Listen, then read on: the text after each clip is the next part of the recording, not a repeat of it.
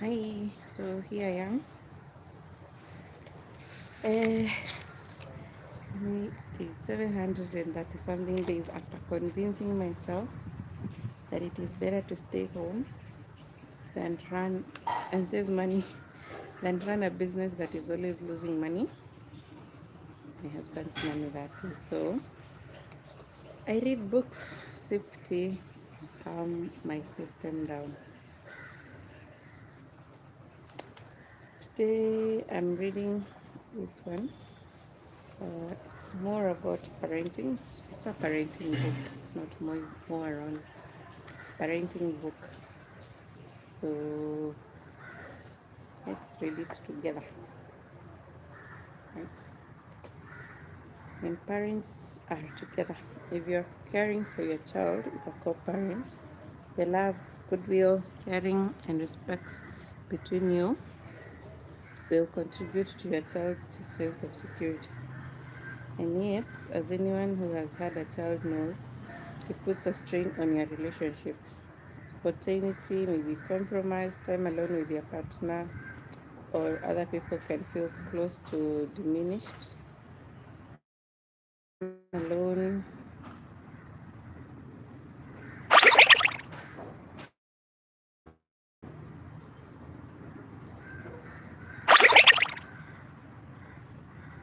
Time on your own, like reduced or secured.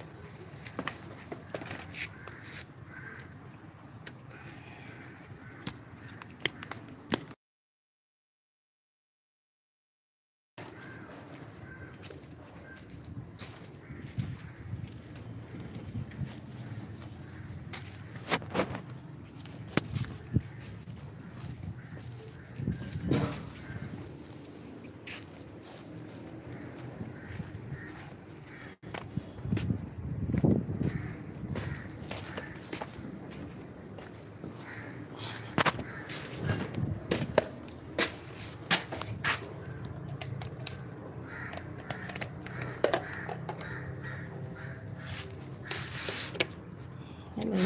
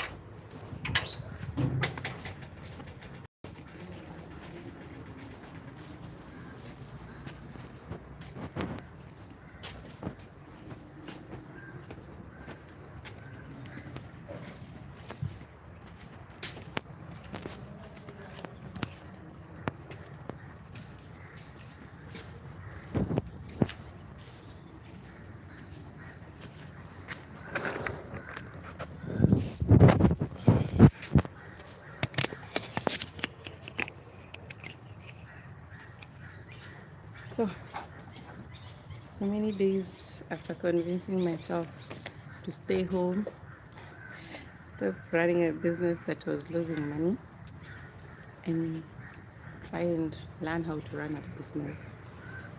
Yeah, I am reading a book on parenting, hoping it will help me know how to run a business. So let's get into it.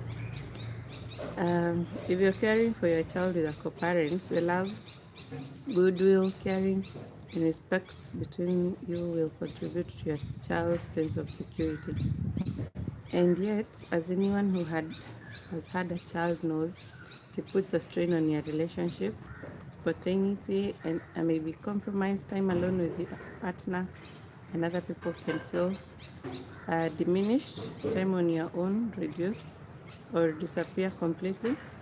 And you or your partner's relationship with sex may change. Opportunities for sex will happen less often. Sleep patterns will be disrupted, and it is likely that you will have to manage on significantly less sleep. It's been a cloudy day, and it's decided to start drizzling. So let's go.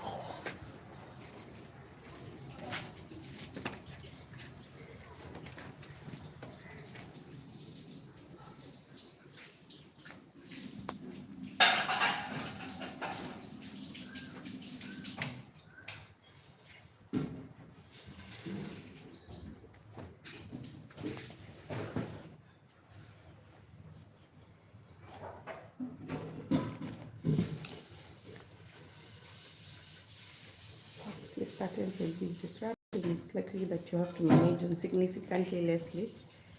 Each member of a couple or a wider extended family may have different parenting philosophies and dynamics.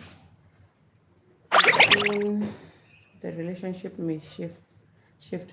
Your work habits will change, and if you stop paid work, that may alter how you see yourself too. There will be an effect on your social life. There may be less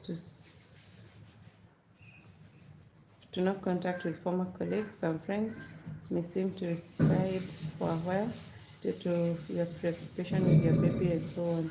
And this is by no means an exhaustive list.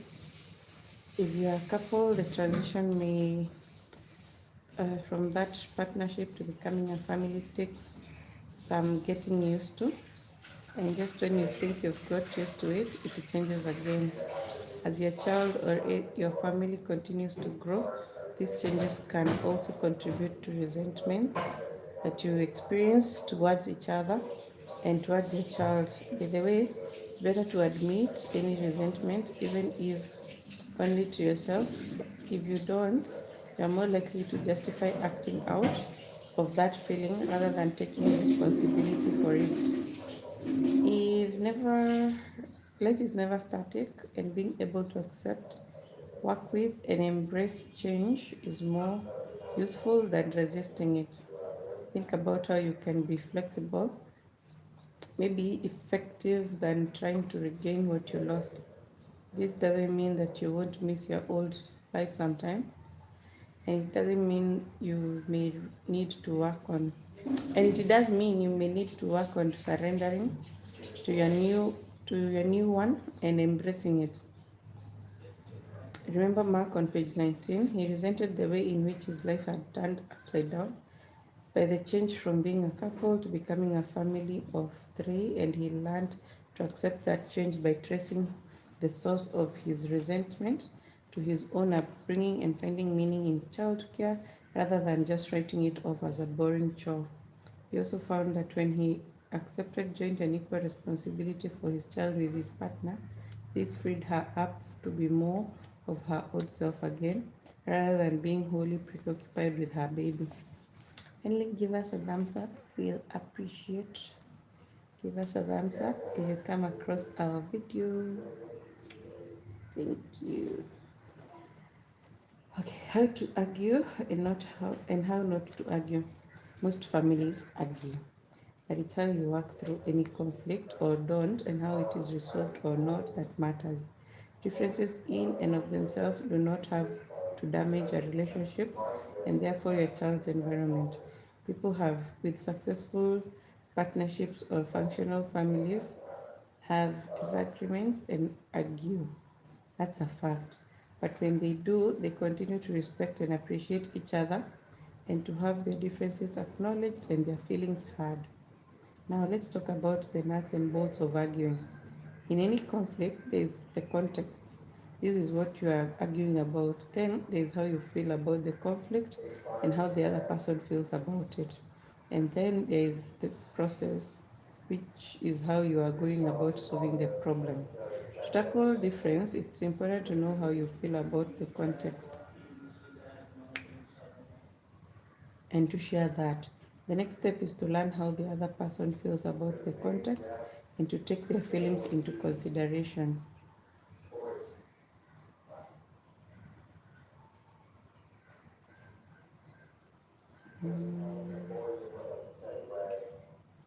Thank you for the thumbs up. How many books have you read so far? Let's continue. Now, to tackle the difference, it's important to know how you feel about the context and to share that. The next step is to learn more. eh, the next step is to learn how the other person feels about the context and to take their feelings into consideration. If feelings are left out of it, both sides can get more and more heated as they play what I call fact tennis from this side to the side. Lobbing reasons over the net to each other, finding more and more to hit the other person with. In this style of arguing, the aim of the conflict becomes to win points rather than to find a workable solution. Finding out about differences and working through them is about understanding and compromise, not about winning. Let's take a typical family argument about the washing up. The washing up is the context, then there is how people feel about it. This is what happens when the process becomes fact tennis. Server. The trouble is, if you leave the washing up not done, the food hardens on it and it's harder to wash off. So do it straight away. Love, 15 love. Responder, it's better to use my time if I leave the washing up during the day and just do it all together at once. Server, it's unhygienic to leave washing up undone. Responder, any accumulated bacteria will be killed when it is eventually washed up. Server, the dirty dishes attract flies. Responder, it's winter. No flies have accumulated around dirty dishes. Yes. And so on. When one person eventually runs out of reasons and is amid and is therefore deemed to have lost, they do not feel loving or warm towards the other opponent. And if the winner feels good, it's at the expense of their partner. Another style people use to deal with difference and conflict is what I call look, squirrel, or distraction. It is when instead of talking about what's bothering you or someone else, you change the subject. So you see that the washing up has not been done, but rather than address that problem, you say or do something else. This may be fine. It may be appropriate to delay talking about something, but it's not okay to avoid discussing differences altogether. If all conflict is avoided, it tends to happen that intimacy is avoided as well. Because when too many subjects are taboo, polite skirting around each other can make things lonely. That argument style is being a martyr. This is where when you say, as your real form, don't worry about washing up, I'll do it. Unfortunately, what tends to happen in situations like this is that the martyr, rather than making everyone feel guilty, eventually becomes resentful and blames other people. Where was I? Ta-da, ta-da-da-da. Oh, or becomes a persecutor, see below, and start flinging insults. The prosecutor attacks. You are you are a real pig for not doing the washing up. Your hygiene standards are disgusting. If you are on the other end of that comment, you'll feel like attacking back. None of these four kinds of conflict makes a great atmosphere in a family home. Conflict puts children on alert, threatens their sense of security, and leaves them less able to be open and curious about the world. Instead, their energy and their focus are switched into a sort of emergency mode. When then is the ideal what then is the ideal way to argue? When working through a difference, work with one issue at a time. Think about what the argument is really about and don't save up your grouches and pour them out on the other person at once. Start with how the issue makes you feel, not with an attack or by blaming. So, back to the washing up. I feel fed up when I come home after having washed up in the morning to see more of it. What would really make me feel better would be if you washed up your stuff during the day. The ideal style isn't about winning, it's about understanding. An answer might come back, oh, sorry, darling, I don't want you to feel bad. I have so much work to do, so much to work on. I can see it's not a great sight to come home to. And the response might be, yeah, you have had a lot on. Never mind, how about you wash up and I dry? A good rule of thumb when arguing is to do with I statements, not you statements. For example, I feel hurt when you don't answer me when you're on the phone, or not, You're always ignoring me when you're on your phone. A few of us like to be defined or pigeonholed. Few of us like to be defined or pigeonholed, especially negatively by someone else.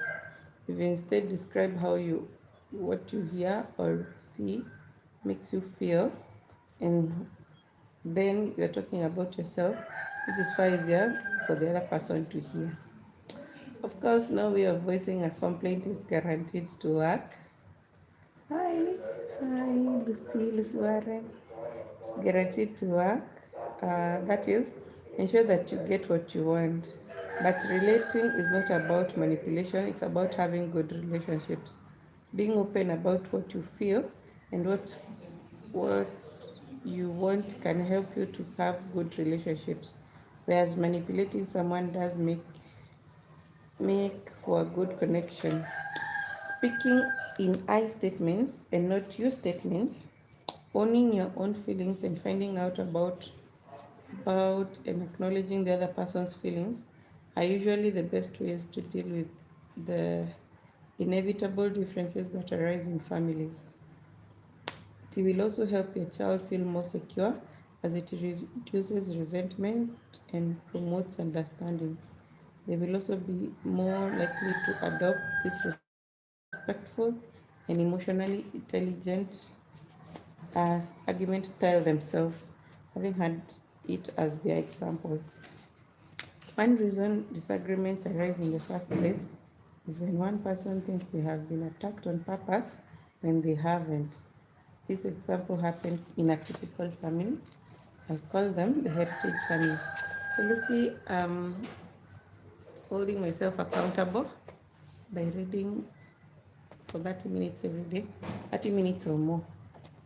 Several books that I have in the house. I have so many books, probably more than 30 books that are not read because I keep buying them, saying I will read them, and I don't. So now I'm holding myself accountable by reading it on camera every day for at least 30 minutes. Anyway, Johnny, a 22-year-old student, is inspecting his dad's old leather jacket. He says, "You're 60, Dad, and you're never going to wear this again. Can I have it?"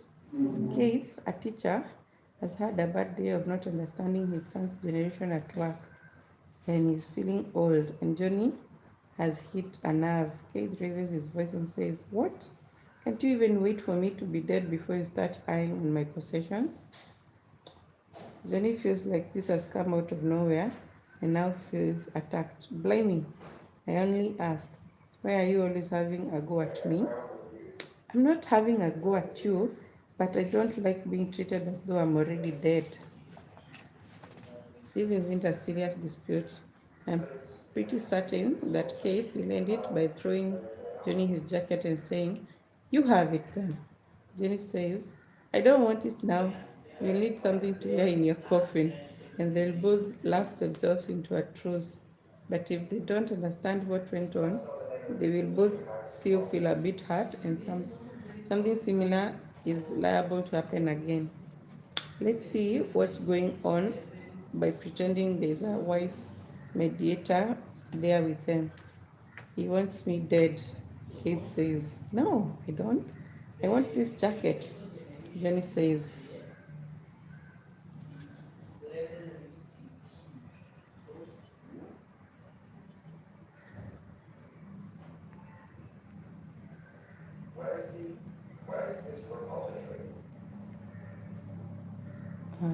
Just a minute.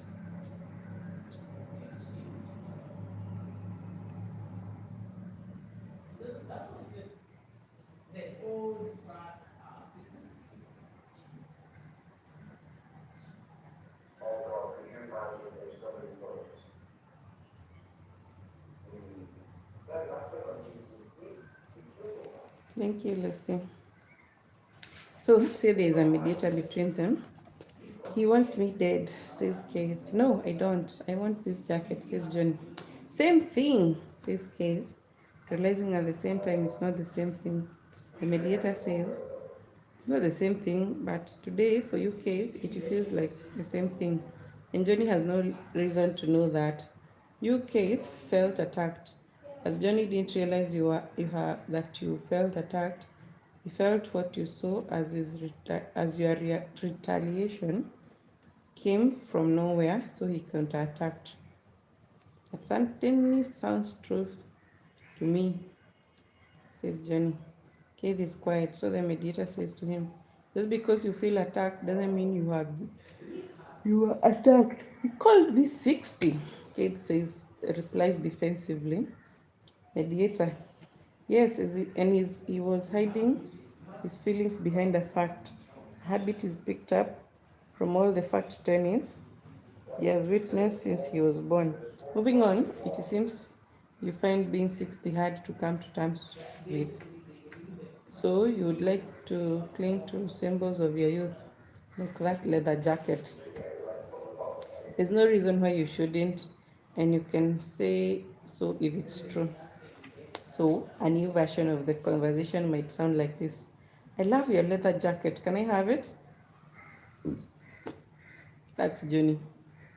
I need some time to think about that. I can see you really want it, but I'm not ready to let the jacket go. It's true. I may never wear it again, but I need time to get used to the idea of being as old as I am. And in the meanwhile, clinging to my youthful clothes is a comfort to me. Sorry, my asking reminded you of being 60. Oh, don't worry. I need reminding. I feel a bit old because I don't understand what some of my students are going on about. Like what? I've just got my head around what social media is. But what do you mean when you say swipe left at me? Yeah, let me show you. That's a better one. Exercise, unpack the argument. Think about the last argument you had with a loved one without getting caught up in who was right and who was wrong. Unpack what happened, like I did in the example between Johnny and Keith. Then, again, as I did in that example, take meta perspective to see the situation and work out the feelings of each protagonist. Then, play the role of a wise mediator and think about how to change the dialogue in the disagreement and how it could have been done better. Better. Here's a quick recap list of what to remember when you are talking about a difficult subject and when you are getting annoyed or to think an argument is imminent. Acknowledge your feelings and consider the other person's feelings. That means that making yourself right and the other person wrong. That means not making yourself right and the other person wrong, not making yourself clever and the other person stupid, and nothing wears a relationship or a family down more than if the people within it insist on being the person who is right. Instead of thinking in terms of right and wrong, I think in terms of how you each feel. Nice. Define yourself and not the other.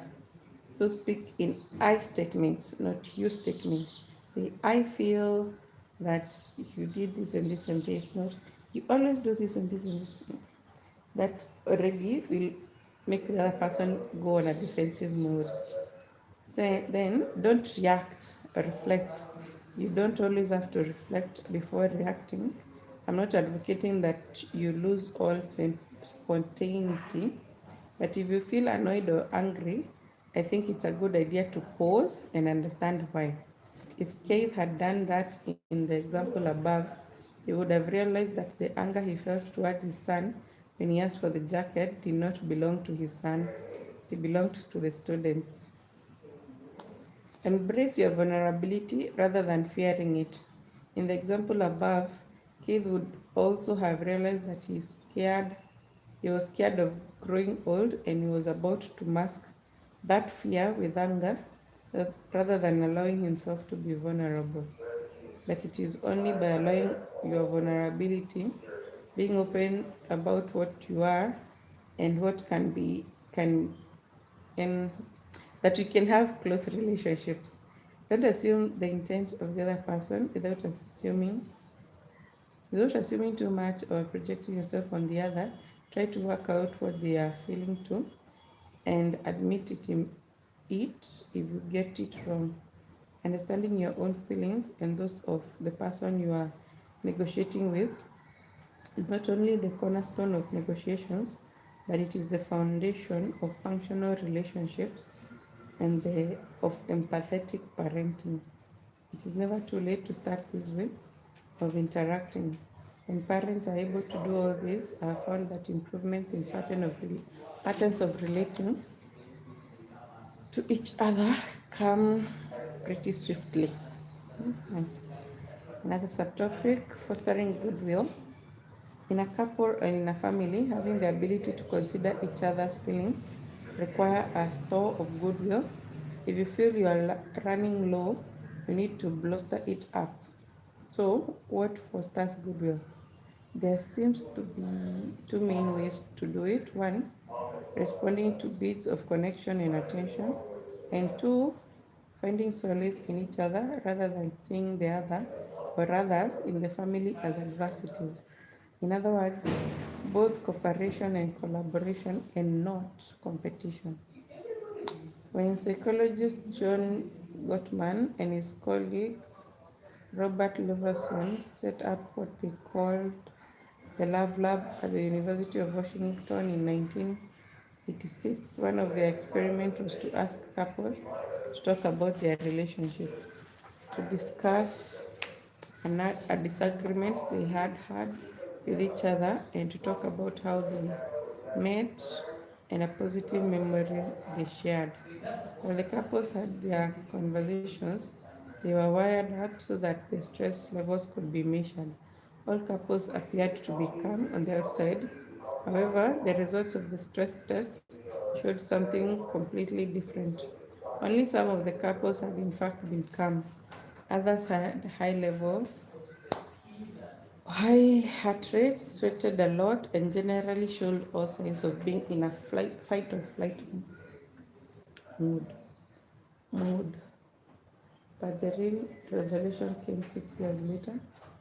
At the follow-up session, all the high-stress couples had either split up or were still together but in dysfunctional relationships. Gottman called these couples the disasters, the ones who had not shown the ones who had shown no stress during the initial interview. He called the masters. It appeared from the data that the disasters each experienced the other as a sort of threat, and more like an adversity than a friend. Gottman studied thousands of couples over a period of time.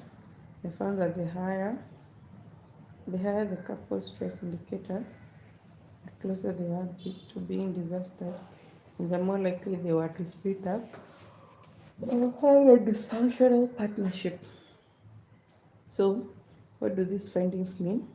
The more you feel stressed and threatened in the company of your partner, the more likely you are to act in a hostile or cold manner towards them. Let me get some tea for the cold day. Really, really cold.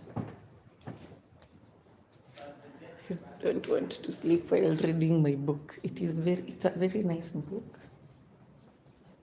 Mind provoking, thought provoking. But it also it requires to be read at a stable pace. I don't know how to say a stable pace, yeah. A stable pace so that I internalize what it is asking of me when I give it a rating. I have a sort of cold coming up, hence why I'm in a slow mood today. So I had soaked up some tea, what do you call it? Dawa, yes, some dawa. So that's what I want to save. I had put cloves, garlic, ginger, onion, lemon, and I will add some honey just to sweeten it. So I'm planning to have some aloe vera at some point today. I feel like I have a lump, some sort of lump here on my neck, or rather on my jaw. It is very frightening.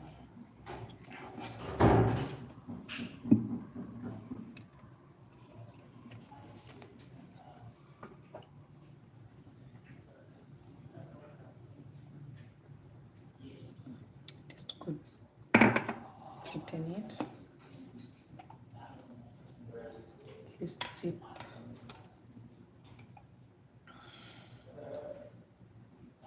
I'm really avoiding sleeping during the day.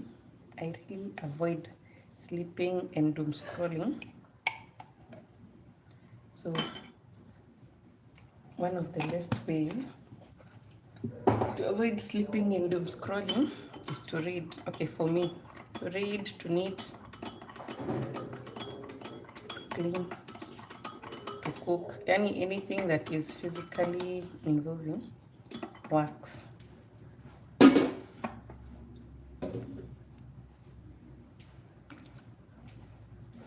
It's nice. Just completely like wow. So it's still gloomy outside, although it's very fresh.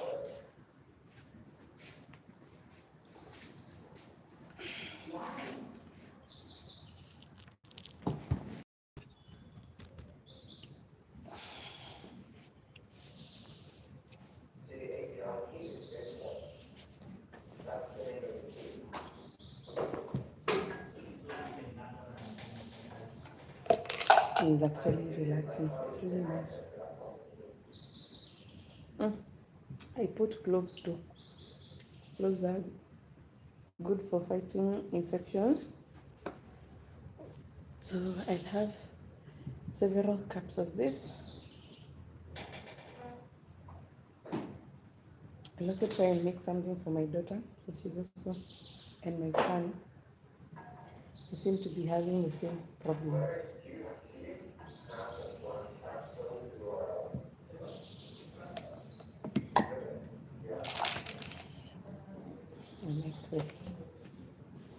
And let's keep on reading a little bit. It's actually not even a big book, like 200 pages. I should be done in a day. But as I said, it's a book that requires conscious reading. Of course, I prefer novels because they are fast flowing and all that. But this one is also good, so let's continue. So it appeared from the data that the disasters each experienced the other as a sort of threat, more likely an adversary than a friend. Gottman studied thousands of couples over a long period of time and found that the high stress indicators, the higher the couple's stress indicators, the closer they were to being disasters and the more likely they were to split up or to have a dysfunctional partnership. So, what do these findings mean? The more you feel stressed and threatened in the company of your partner, the more likely you are to act in a hostile or cold manner towards them. The more your relationship is based on getting one up on them, or winning or losing or being right, the more likely you are to feel hostility rather than goodwill towards your partner. It can be a relationship vicious cycle. One upmanship is all too common in our culture as a way of being together. Even advertising seems to rely on this success on making the target market feel superior to others. This is second only to making the target consumer feel sexually desirable.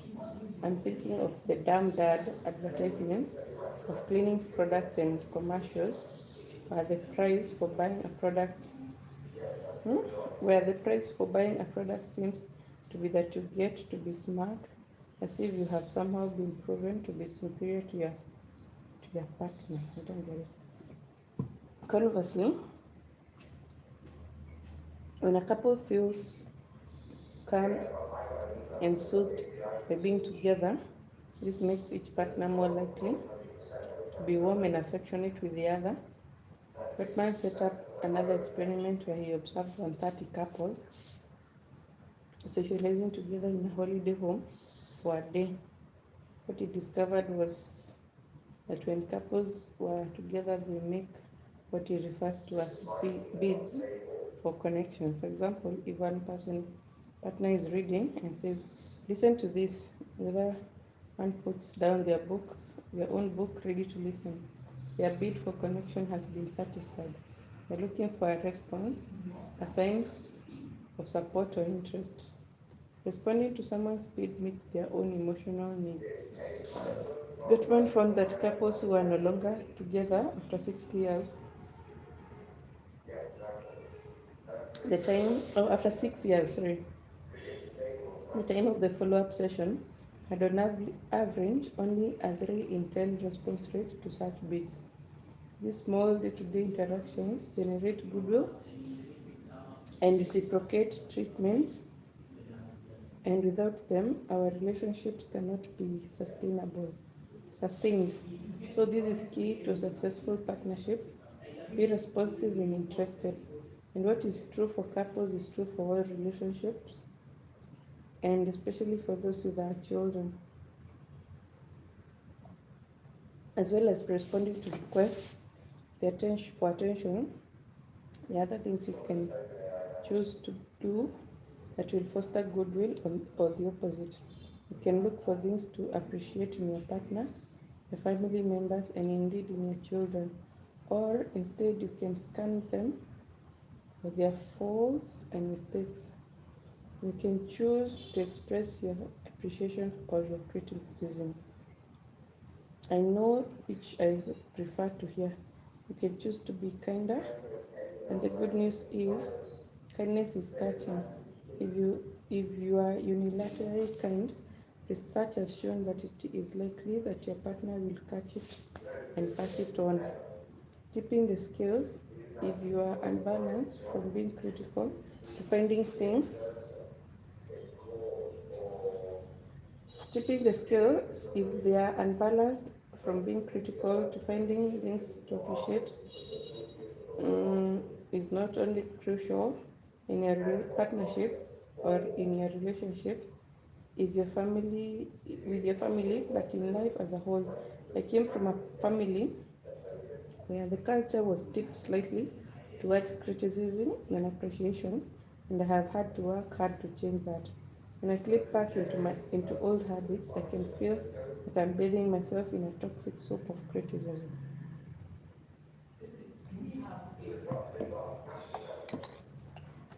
Being kind is not about being a victim or being unassertive. Being kind does not mean that you don't share your feelings when you are angry. What it does mean is explaining how you feel and why not to blame and why, but without blaming or insulting the other person. It is also important to know that just because you did not intend that your actions should cause a family member to be upset or irritated, it does not mean that those actions did not upset them. When someone feels bad in response to something that you may have said or done, or even unintentionally, it is important to listen and to validate how they feel rather than become defensive. We need to remember that we all experience the same things differently. No one is wrong because the experience is different from what ours would be. Such differences need to be respected rather than causing you to get into arguments as to who is having the right experience. There's lots of advice out there. Some will tell you not to sweat the small stuff in families and relationships. Others console the exact opposite and advise dealing with minor irritations before they become big. The main thing I believe we should aim for is understanding how the other person feels, and even when we feel differently, and feeling for them where they are, and hopefully being felt in turn. Everyone benefits from being listened to, understood, empathized with. Make this a priority in your family. It will make your family a good place for a baby to land and a good environment for a child to develop in. Exercise. Notice attention beats. Become more aware when members of your family make a bid for your attention or connection, and if possible, turn towards that bid rather than turning away. This is where the bid comes from your partner, your mother, or your children. Relationships are precious. Turning towards bids is a major part of relationship maintenance. Although we are individuals, we also very much part of a system and a product of our environment. As we have seen in this part of the book, there are several things we can do to help that system and environment to become a healthier place for our children to grow. That's the end of that part. Go to part 3. We do a recap. As I usually assess if I'll continue. So we've done 2 parts. Part 1 was the parenting legacy. We looked at the past comes to bite us, back to bite us and our children. That is where if something happened to you in the past, you might feel, and you reacted in a certain way, when you are raising children, you might also feel the same. Your past might trigger feelings in the present that are not really about the present, but rather about what happened in your past. Though there's also rupture and repair. When you find you've responded in a certain way, it is not desirable, that now you have damaged a relationship and you have to repair it. It is advisable that you do repair it as soon as possible after your rupture, and like an outburst or like your emotions were not in control, work as hard as you can to repair it. And there is, of course, repairing the past, and then how we talk to ourselves. If you talk to yourself in a calmer tone, it is more likely to be propagated to your children, as in they will see how you talk to yourself, and you are probably going to talk to them also in a calm tone that really fosters a good relationship, which is desirable, very desirable. Then is the good parent, bad parent, the downside of judgment. So we feel like, if, for example, if a child birthday party was excessive or exorbitant, and one parent like bought them a big present or something they desired, we feel like that parent is being the good parent, whereas the other one who just did the logistics and maybe brought cupcakes or a toy that is not even desired, as the bad parent. Or even in a relationship, if someone did a huge gesture, they are given the upper hand, as opposed to the one who rarely remembers special occasions, or is too busy, is unavailable, and so on and so forth. So we've done part 2, the child's environment. It's not your family structure that matters, it's how we all get on, all of us get on, all of us together, how are we getting on in a family. So when parents aren't together, it affects the children. They can see this, they know children are not dumb or deaf and blind. They see things that are happening at the family level. If you are not together with your partner, or you are co-parenting, you are working through your issues, but there's still outbursts here and there, children pick up on that kind of energy and it affects them.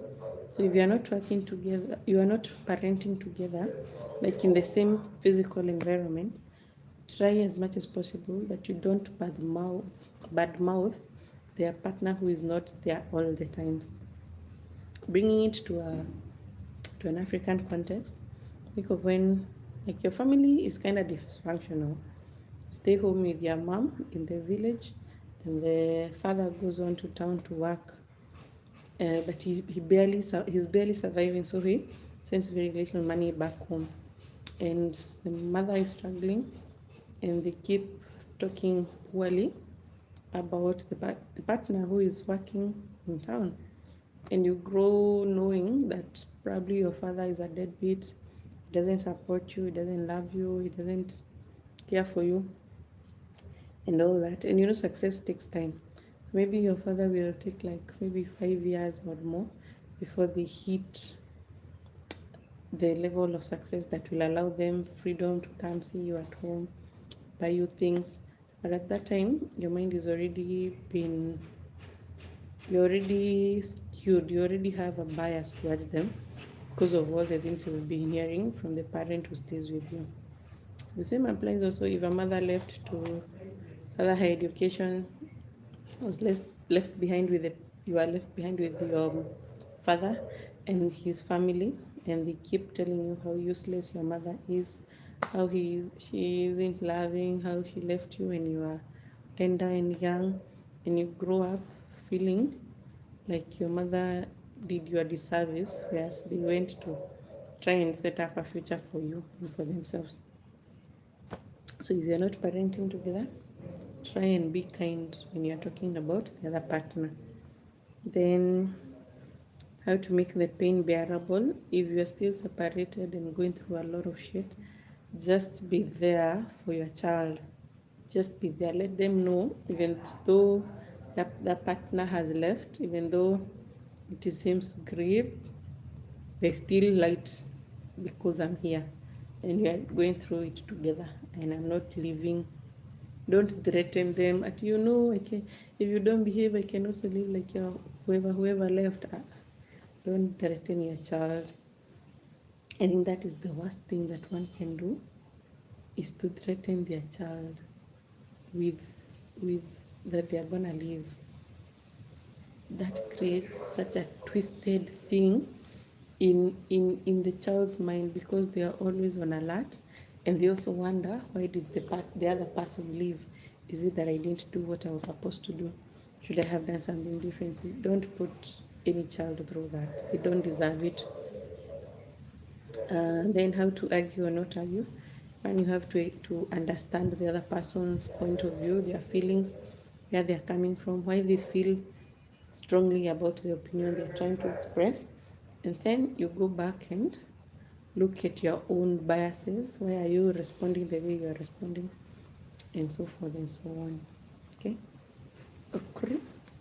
Now, also goodwill. Goodwill is, it might be things that we rarely notice. Like someone tells you a funny joke, and instead of pausing or facing them, you just keep doing what you're doing. And so that feels disappointing to the person who was reaching out. And then say that you repeat the same thing again, and so it will feel even worse for that particular person who was trying to reach out or to throw out a bid for love. So when you see attention bids, pay attention and respond to them accordingly. Now I'm in part 3, progressing so well. I'm proud of myself. Yeah, small wins every day. So part 3 is about feelings.